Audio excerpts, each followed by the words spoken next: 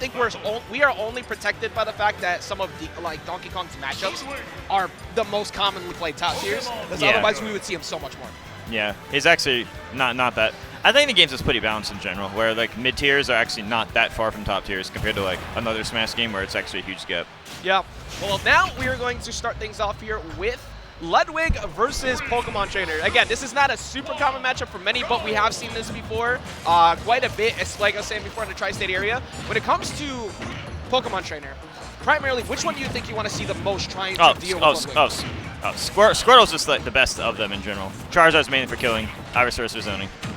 That's how it usually goes. Low percent, you're going to go Squirtle for the neutral and the combos. Yeah, Squirtle's really good at also kind of playing that air-to-air game with Ludwig too, because a lot of times they want to go in with side B, but you want to check that approach as much as possible. But with Ivysaur, you can actually kind of slow down the Mecha Koopa play and also check the side B as well. So it makes it a lot easier to just get them to try to rush in, go for a forward air, go for a down air. That's kind of what we're seeing so far out of Surge.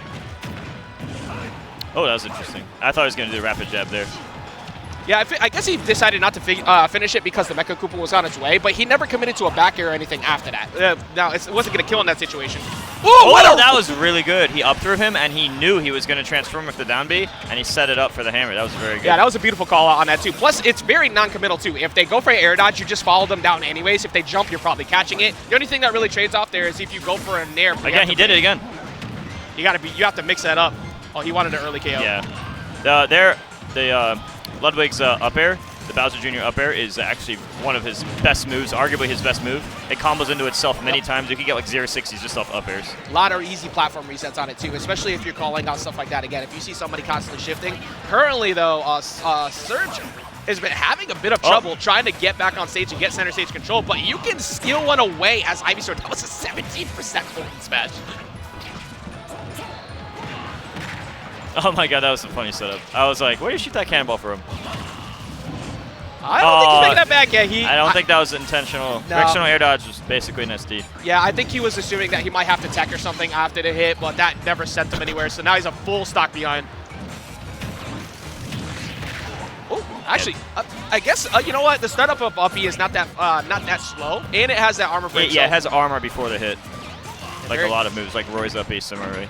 Yeah, very difficult position here. And he's doing it again. He's really good against calling out the Pokemon Trainer. Now, the thing is, Pokemon Trainer's down B, where you transform to a different Pokemon, it's actually like frame 1 invincibility.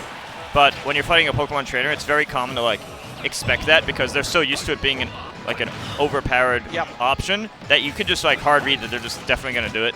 Yeah, and now this is one of those things that kind of plays in your head too, because going into game 2, he's going to be more afraid to switch as often. But we have gone down to last stock situation all of a sudden. We have Buck, who's been doing very well up to this point, but he's got to be able to finish his food. That's the jump already burned. I think he was looking for a switch again, but you just never gave it to him. Yeah, now he's at almost kill percent. Oh my god! That was always funny. But his recovery is so good that you don't really have to worry about it. Even if you get reversaled, you're not going to die at like 20% from a spike. The only way is if you would have caught him with a soft hit on there while he was going out of that up B and he just thought I was going to do it again, dude. That's not as free of a punish as you may think. Up smash, not the longest amount of, and like that could cheat this. Yeah. You could cheat the game right now with one of those Charizard's is like mainly good for rage comebacks. Like if you had a high percent of Charizard, you get those early kills with the back air or the side B. That's mainly what Charizard can usually always bring a game back. It's a little more damage. Yeah, heavies with that fear factor or Lucario at the end. Like you always have the ability to steal the game away. We've seen it so many times where it'll be a close match and someone just gets that sweet spot back air and they die at 30. Now in your position here, because I'm gonna ask you a lot of questions when it comes to like post game. Yeah. You were starting to bring it back. You were getting called out a lot on those switches. Obviously, you're gonna want to second guess that. Do you start like what is your plan? Oh, you could just do it. You could just do anything that isn't switch. You could do a double jump. You could just fall off an aerial, a neutral air dodge, drift away. Like all of those are 3 different options you could use in that situation. As long as it's not the same like flow chart down B. Yeah. Now it's very easy to get stuck into the mindset of like, oh, I'm used to getting away with that anyway, because the opponents you fight, like maybe your friends or whoever you play online, you might be used to always getting rewarded for it.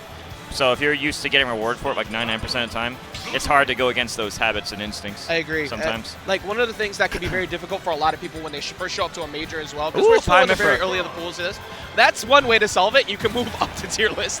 Yeah, that's it. Yeah. Most of the time, you know, like you have to have what we call like a pools mentality. You have to go in assuming that what you do all the time isn't going to work, and a lot of people aren't going to be conditioned because it's kind of difficult to condition players who have no fear because they don't understand what is bad to constantly do. Yeah, you have to treat it differently. Like you're not going to tomahawk a lower level player as much. Yeah. Yeah. Oh, right there. I'm not the biggest fan of the fair. I think you.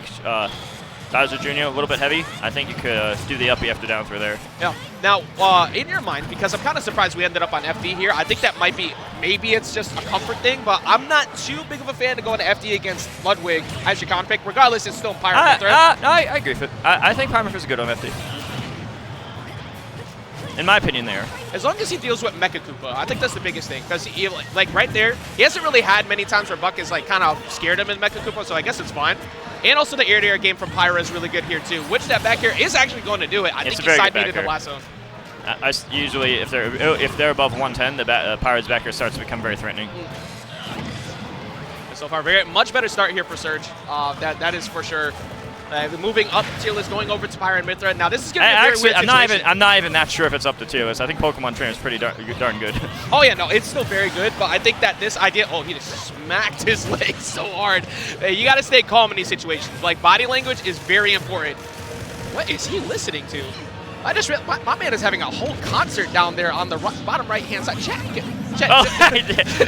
I never look at player cam, dude. I just noticed. I would never have noticed that if you didn't. But so I want to say that when Pyra is doing a down throw at like 80%, I really think you should be side throwing forward or back throw to get the position, not doing that. Stage control is so much more important here, especially against a character that's pretty linear on the fact that they want to get aggressive from ledge because of stuff like that. Yeah, all you have to do is just cover that. I think Pyra juggling on FD is really good though.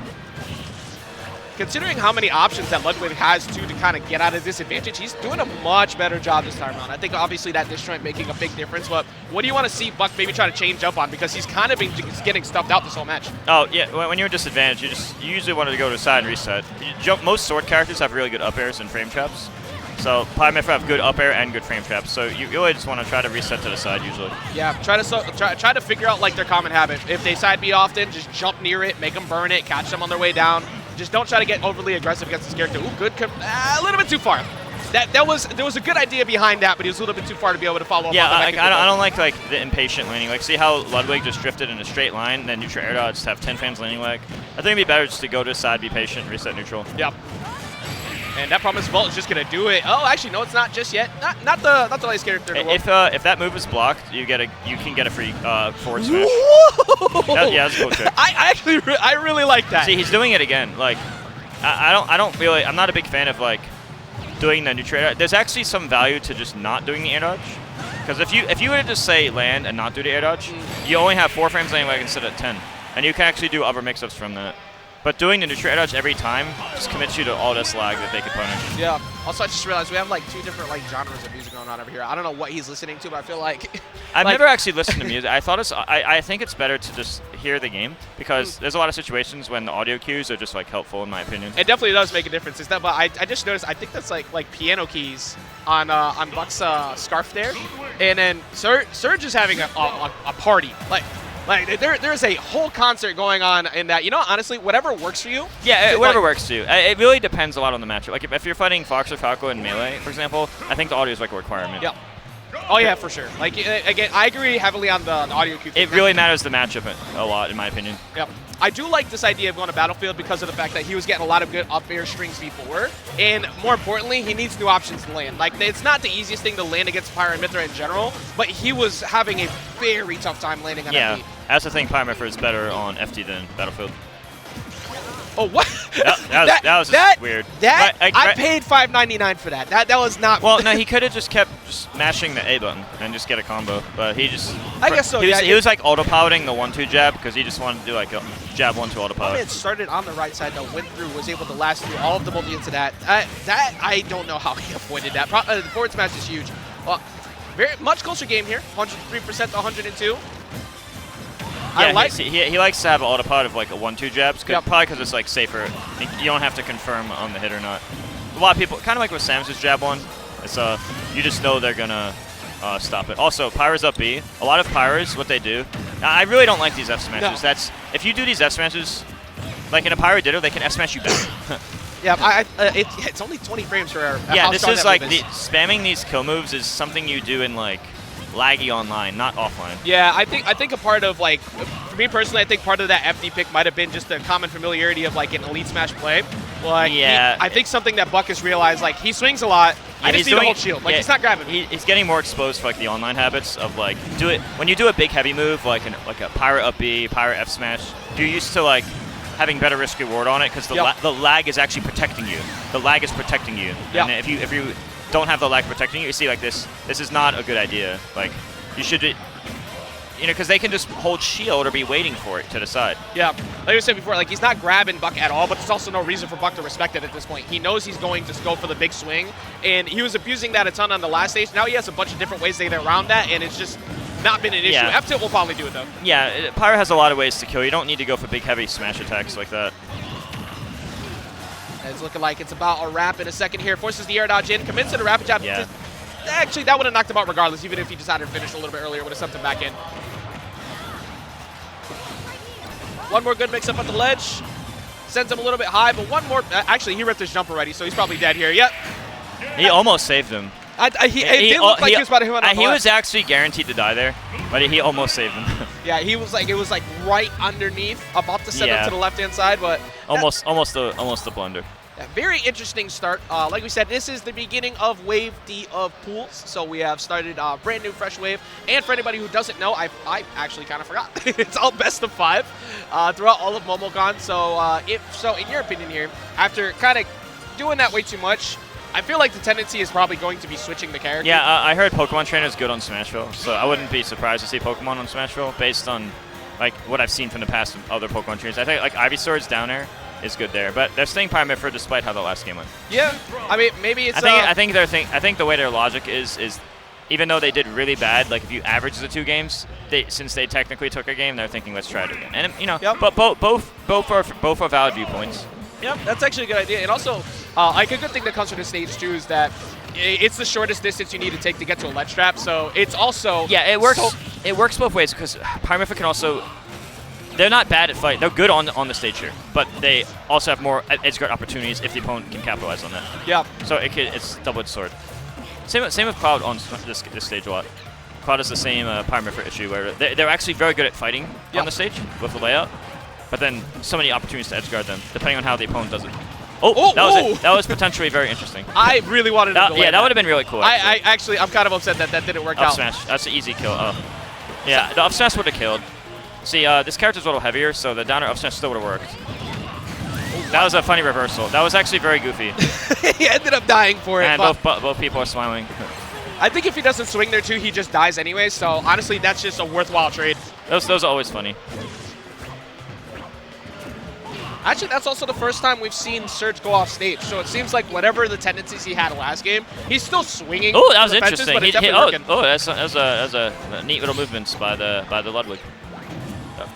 He's going for these fancy footstool combos. I mean, they're just barely missing too. Like he's got the exact positioning he needs. The Pyra Mythra keeps doing the online directional air dodge thing. I would want to see some hard. At this point, you'd want to see some hard reads because you get a free kill.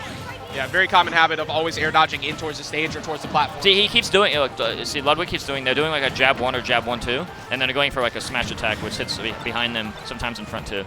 It's one of their tricks they're trying to get. And they move backwards to avoid the dash attack and then forward with a strong hit. Yeah, and now we're down to the last stock here too. So Surge, whatever's got him amped up over there has got to work a little bit better here. Currently, trying to go for yet another. You can see the startup of that F smash, but just got stuffed out. This FS spam is kind of like desperate. It's fine to do it, but look, like the thing is, you can get F smash back guaranteed, but with a lot of the cast, that's how much lag it has on block. Yeah, Buck has just been deciding to go for stage positioning instead. This should be okay. He keeps avoiding it. He really wants to get that follow-up off the Mecha Koopa into like a drop-off stage forward air. But at this point, you could just go for the straight-up punish. 114 to 59. Not looking too good for Surge at the moment. I mean, one straight hit from Pyra could potentially steal stock if he's at ledge. I would say the back airs are usually good around there. But this is a high ceiling and a heavy character, so it's not good enough yet. That was goofy. He finally got him on a regrab attempt there, too. So all of a sudden, a last stock situation here. Remember, it is best of 5, so he finally gets the follow-up. Oh, I thought he was going to – it was so obvious he was going to roll left because you missed the tech and you don't realize the situation. Yeah. He's been rolling in almost every single time off of these, too. Right, yeah, ledge. Sometimes it's like – yeah, right there he could have got another rapid jab. But sometimes it's like you don't realize you got footstooled, so you're not thinking about it, and by the time your reaction time kicks in of the situation, you're already buffering the roll. That's why it's so common to do that, especially to center stage. Well, now we're reaching that point in time. We're about maybe 15% away for those random panic F smashes from Pyra could actually steal the game. So Buck just has to make sure he doesn't get on the flip side, you can just block it and get your own guaranteed smash attack if you know that they're doing it and then they do it. Oh, this should be it. Oh, yeah, air dodge forces him to go down, and that's going to be the end of that. It's going to be Buck taking it over Surge. Solid play. Obviously, he had that one game on FD where he kind of recklessly ran into everything, but after that, yeah, he it was realized, very impatient landings on the FD game by the. It's as I said, the sword character up airs are typically very good. They're usually very disjointed, and Mythra on FD is particularly good at the frame traps. The up airs only having 4-8 frames landing lag and good protection, so I think they're solid on FD, in my opinion. Well, I mean, it played out exactly how you expected, and after that, it was kind of a majority of it was trying to force grounded gameplay. It wasn't really trying to chase a disadvantage and really try to control on platforms at all, and it's just not going to work out in that manner. So Surge is going to go into the loser side of bracket. Reminder: this is Pool D. So we have already seen quite a few people who have gone up. We're going to see most likely throughout this wave. Like we said, Chunky Kong earlier. I know Tachion's in these pools too, and. Actually, just in general, a lot of Georgia Tech. Oh, I believe Jazzo as well. So we have a lot of good competitors. Jazzo's matches are always really funny because, like,